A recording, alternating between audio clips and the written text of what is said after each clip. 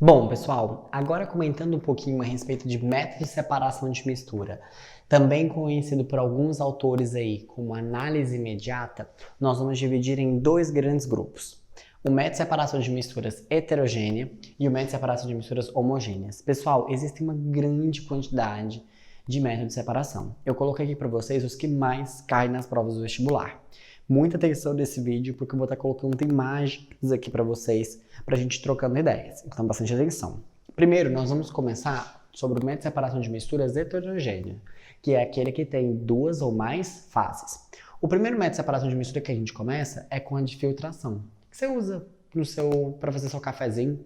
Você tem lá o filtro e você retém a parte sólida. Então, a filtração ele é utilizado para sistemas heterogêneos sólido líquido ou sólido gasoso. João Vitor, sólido gasoso?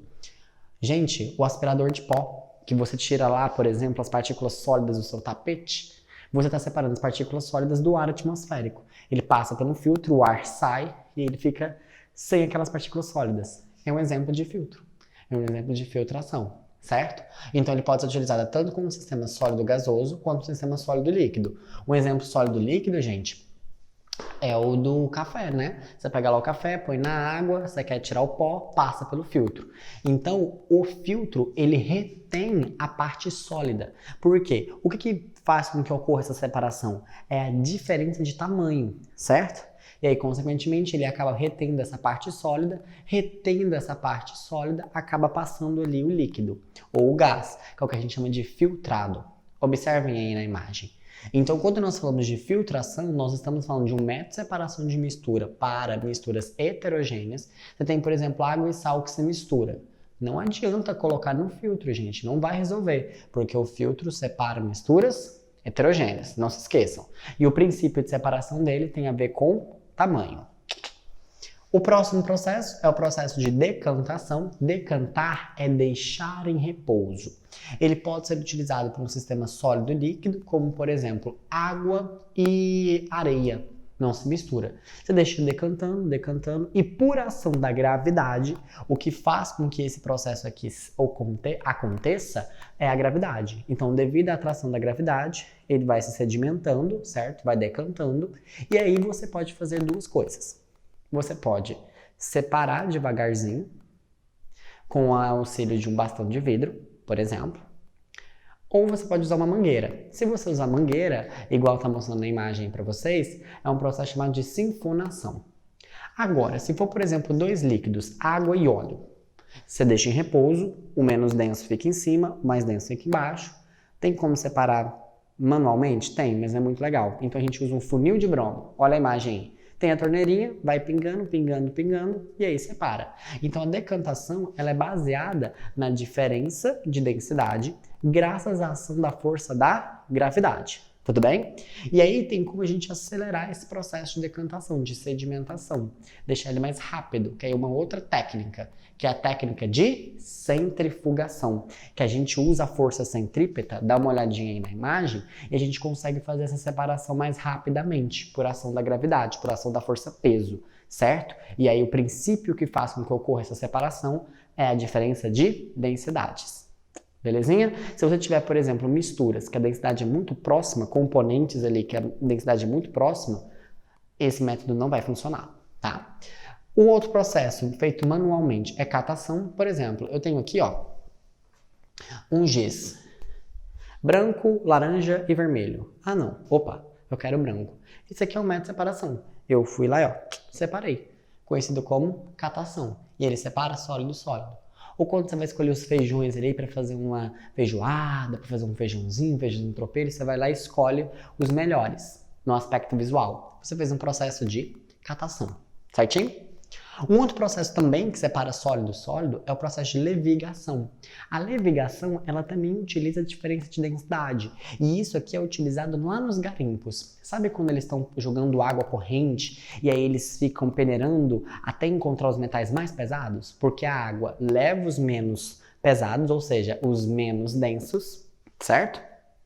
Deixando ali na bacia, né? No peneirador, melhor dizendo, os metais, os compostos mais pesados ali. Esse processo é conhecido como levigação e ele utiliza a técnica dele é baseada na diferença de densidade. Beleza?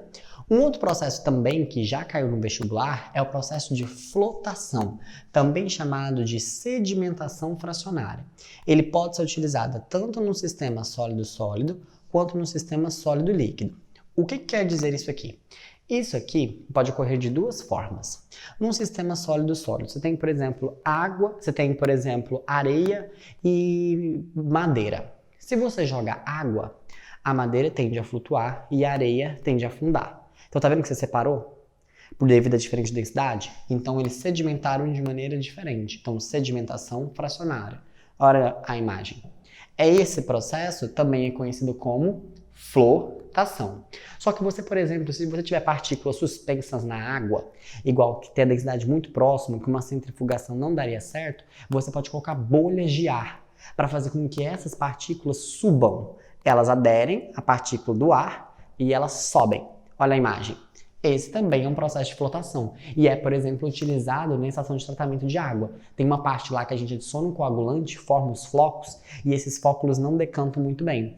E aí eles passam uma bolha de ar para levar essas camadas aí do material particulado para cima da água e, consequentemente, fazer a separação, conhecido como flotação. Beleza?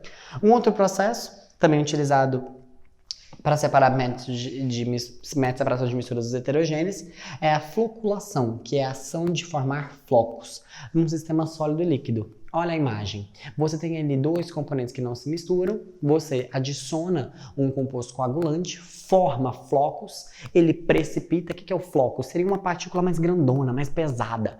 Aí ele precipita e facilita a remoção. Então, floculação é a ação de formar flocos. Não confunda. Floculação, a gente põe um agente precipitante, a gente põe um agente coagulante e vai formar o flocão. Já a flotação seria, por exemplo, eu formei lá o coágulo.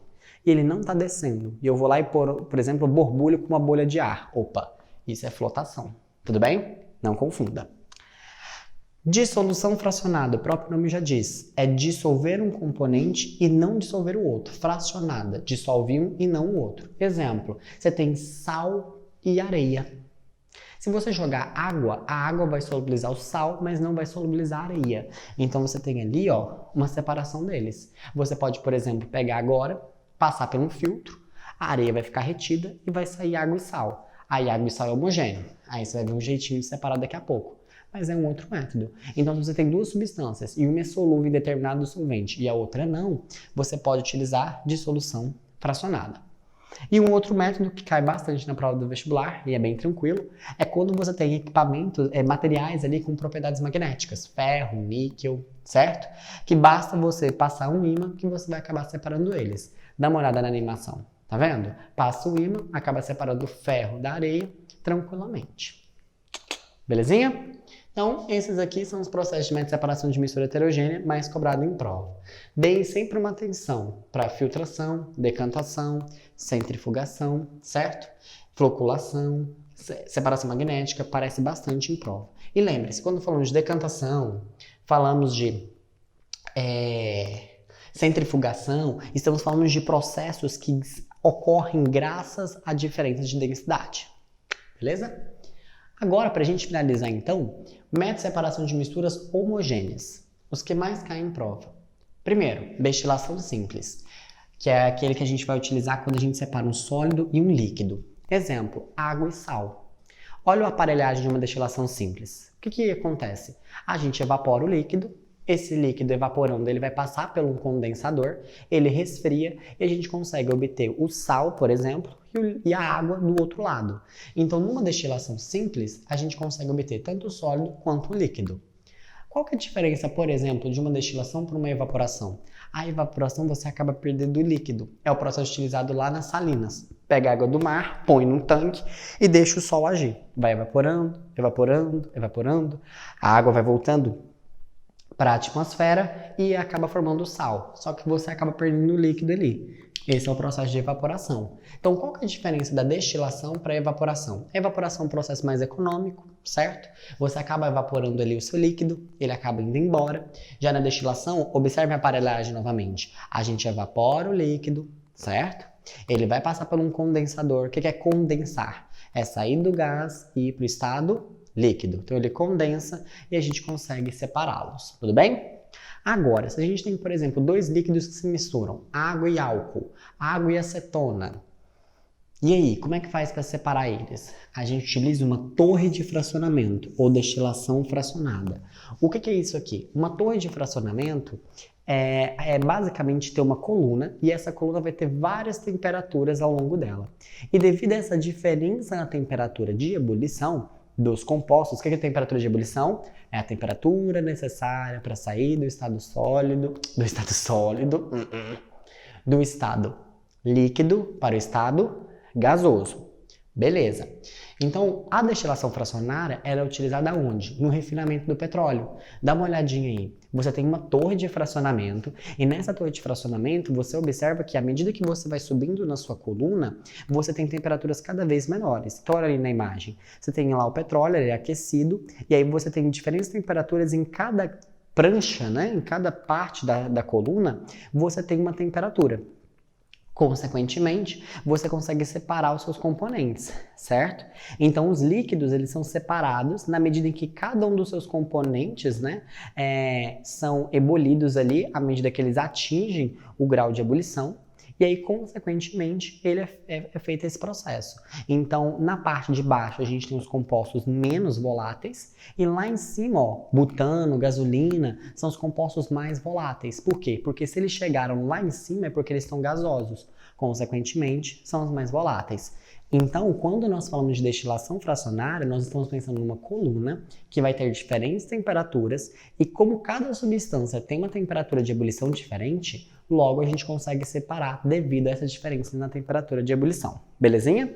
E aí ele é um processo utilizado na separação de dois líquidos miscíveis que se misturam. Já foi a questão do Enem. Falava assim, aqui foi produzido uma acetona e ela estava em meio aquoso. Como é que você vai fazer para separar essa acetona dessa água?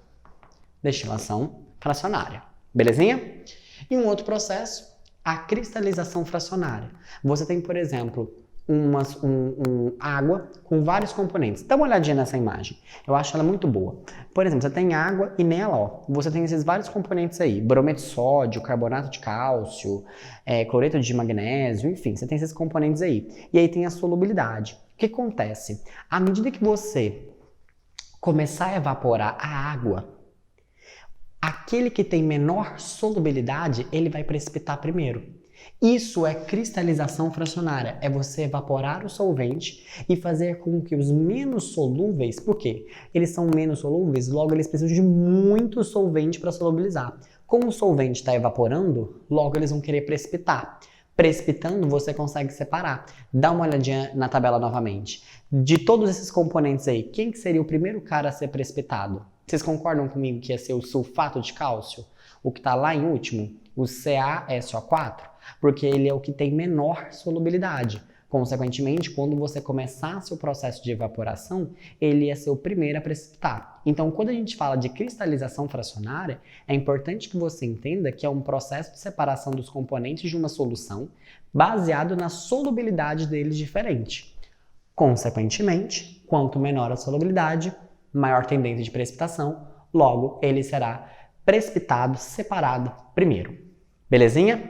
E guarde, o que faz com que haja separação na destilação simples e na destilação fracionária é a diferença na temperatura de ebulição. O que é a temperatura de ebulição? É a temperatura necessária para sair do estado líquido e ir para o estado gasoso.